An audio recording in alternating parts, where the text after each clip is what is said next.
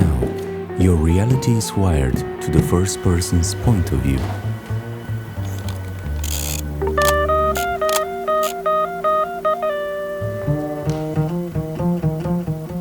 And then, in the blink of an eye, everything changes.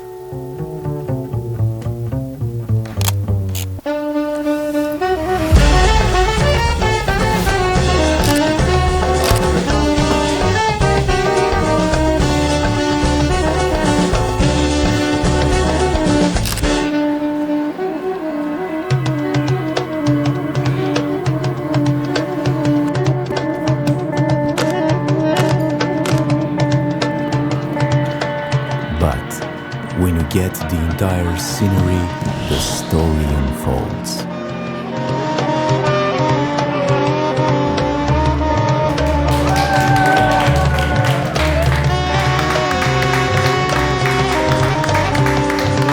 Reality is built upon millions of points of view.